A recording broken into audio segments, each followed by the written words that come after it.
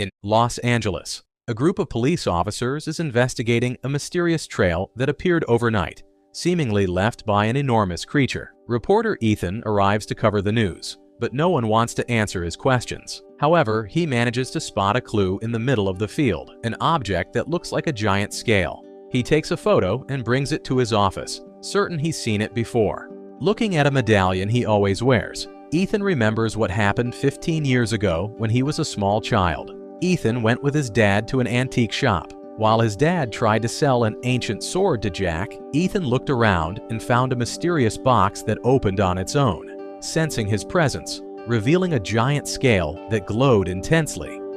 Jack could feel what was happening and faked a heart attack.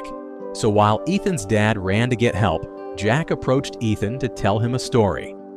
Legends spoke of great serpents called Imoogis, and every 500 years, one serpent would transform into a celestial dragon to reward it for its good deeds. For this to happen, an object known as the Yu was needed, which the evil serpent Baraki tried to steal for himself. To prevent this, the rulers of heaven hid the Yu in Korea. When the local lord had a daughter named Noreen, she was destined to carry the Yu in the dragon mark on her shoulder.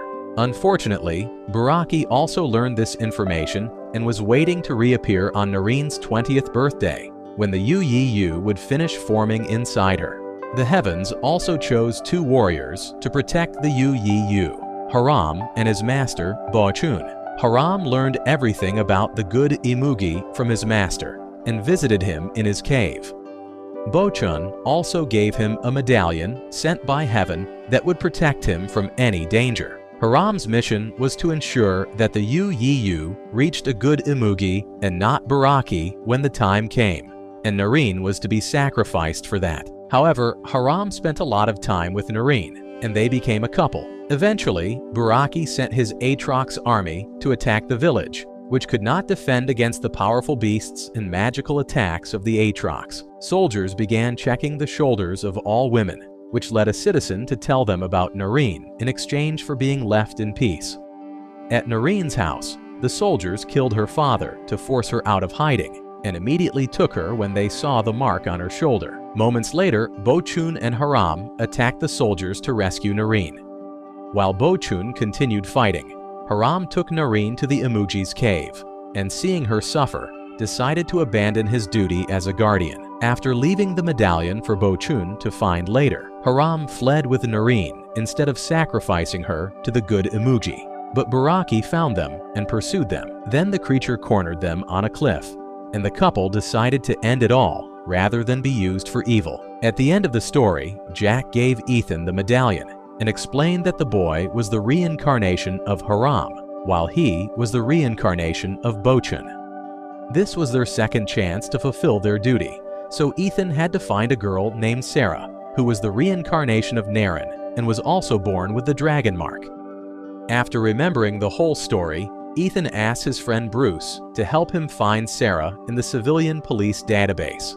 However, Bruce explains that it will take a while because there are hundreds of girls named Sarah with shoulder tattoos. Meanwhile, the FBI obtains the lab results of the scale and now knows that there is a strange giant creature loose in the city. At the local academy, Sarah is watching the news on TV with her best friend Brandy.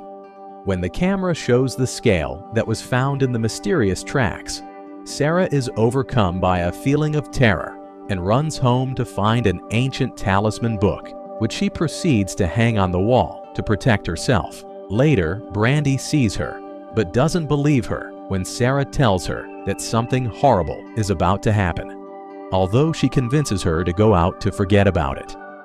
At the bar, Sarah tries to distract herself, but can't shake off her fear and decides to leave. On the street, a group of men tries to attack Sarah, but a strange beggar suddenly appears, hits the boys with superhuman strength, and leaves without saying a word. At the local zoo, zookeeper Belafonte hears strange noises, and going to investigate, discovers that an elephant was killed by Baraki, the giant serpent.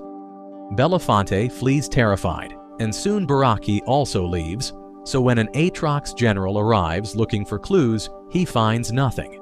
Later at the police station, Sarah tries to tell the police what happened to her, but no one believes that a random beggar could hit 3 guys. A journalist finds her story interesting and takes a photo of her. The next morning, Ethan goes to look for Jack in the store, but he's not there. The Atrox general finds him and asks why Ethan isn't looking for the UEU. But at that moment, Ethan wakes up in his office. His coworker appears with the story from the police station, and as soon as Ethan sees the photo, he feels that this is the right Sarah. Ethan decides to stay late at the office to find her address. Meanwhile, Belafonte tries to tell the police about the giant serpent, but they don't believe him either. Sarah tries to leave the police station in her car, but as soon as she touches it, scales appear on its surface. Terrified, she backs up and crashes into a police officer who suddenly reveals a magical sword and tries to kill her. At that moment, Sarah wakes up in her bed and begins to feel unbearable pain, so she calls emergencies and is taken to the hospital. Moments later, Brandy tries to visit her friend, but the hospital receptionist won't let her in because she's not family.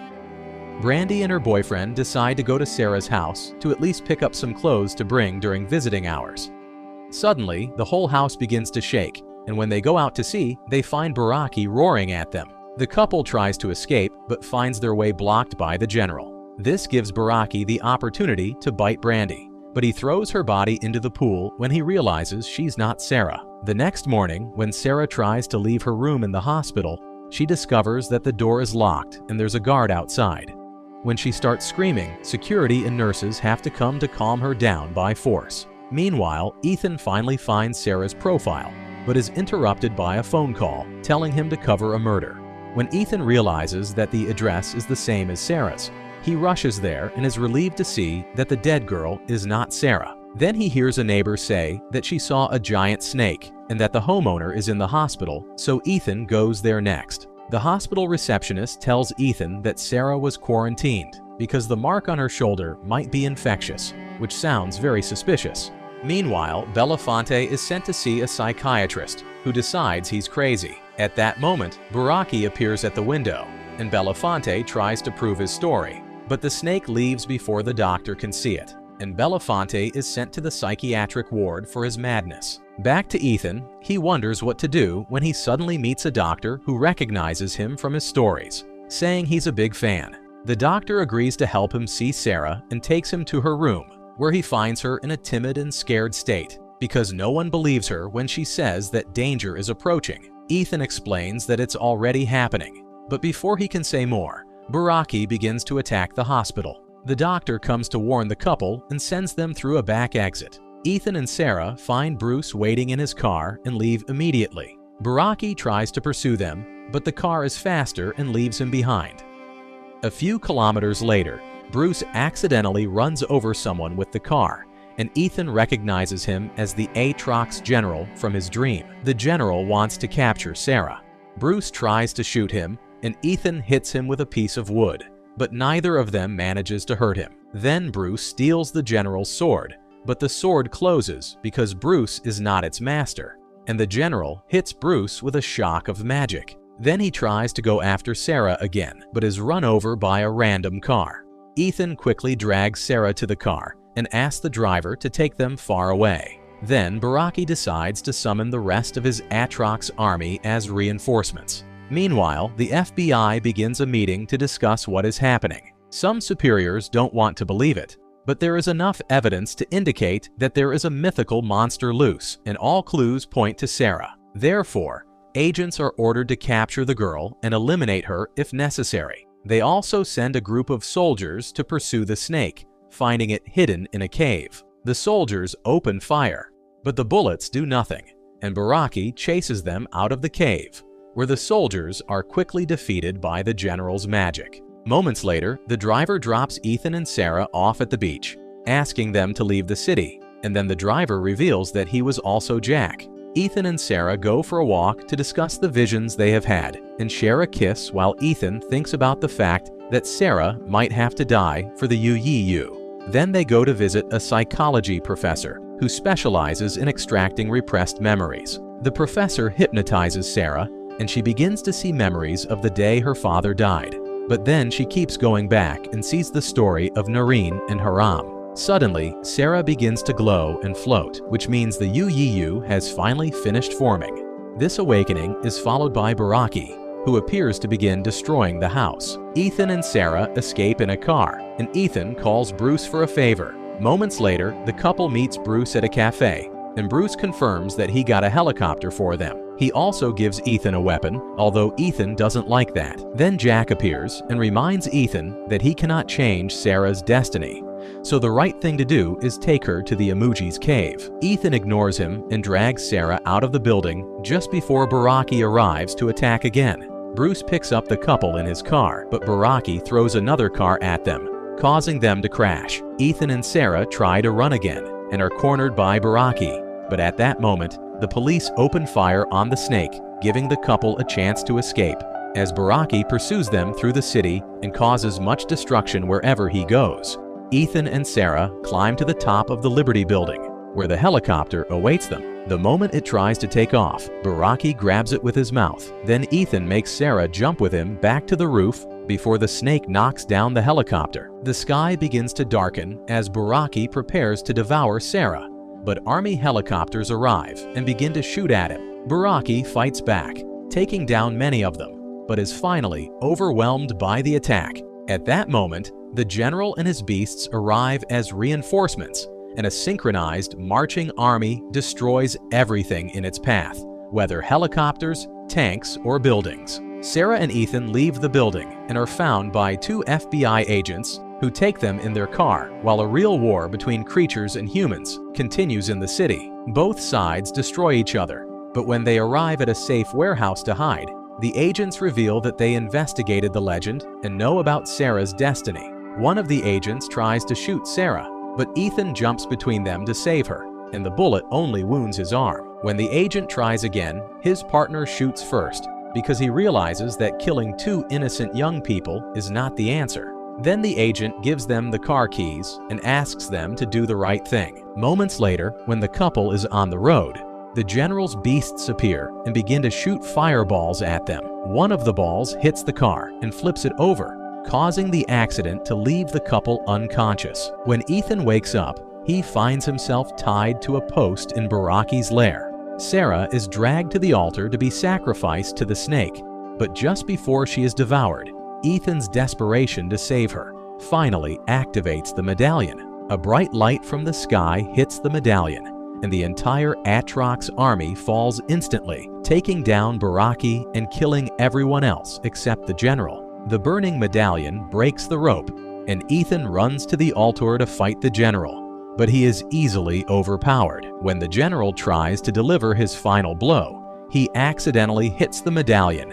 and dies from the magic. Baraki wakes up and throws Ethan away before going after Sarah. However, at that moment, the good Imoogi finally appears and begins to fight Baraki. As the monsters engage in a furious battle, Ethan wants to take the opportunity to escape, but Sarah sees that the good Imoogi is losing and finally accepts her destiny.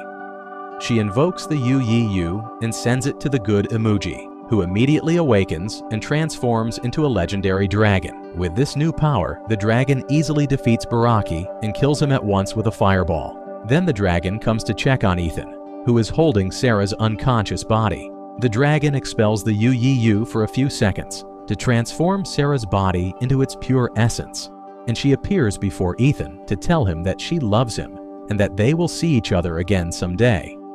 Then Sarah becomes part of the UU, and the dragon picks it up to go to heaven. With Sarah's tears in his own eyes, Ethan watches them sadly, and when he turns around, he also sees Jack's spirit disappearing as he congratulates him for doing the right thing.